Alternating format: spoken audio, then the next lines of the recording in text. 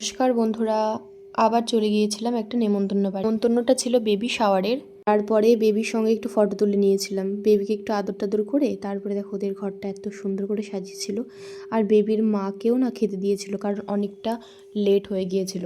বেবির মা ওদিকে খেতে থাক আর আমি ওইদিকে একটু খেয়ে আসি।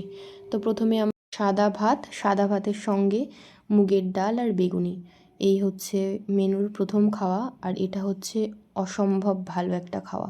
মুগের ডাল আর বেগুনি দিয়ে খেতে তো ভীষণ ভালো লাগে আমার। তোমরা তো আগের একটা ভিডিওতে নিশ্চয়ই দেখেছো।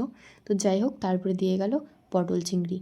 আর এই পটল চিংড়ি দিয়ে খেতেও ভীষণ ভালো লাগে, কারণ অল টাইম আমার চিংড়ি মাছ খুবই ফেভারিট। তোমাদের কি পছন্দ অবশ্যই আমাকে একটু কমেন্ট করে জানাবে, ইলিশ নাকি চিংড়ি। প্রথম থেকে চিংড়ি মাছ খুবই ভালো লাগে।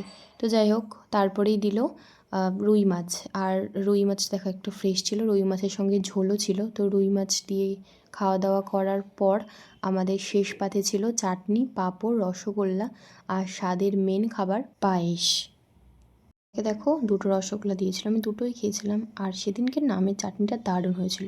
আজ আসি, আমার চ্যানেলটাকে ততক্ষণে তোমরা একটু সাবস্ক্রাইব করে দিও আর কমেন্ট করে জানিও আমার ভিডিওগুলো তোমাদের কেমন লাগছে। তো সবাই ভালো থেকো, সুস্থ থেকো।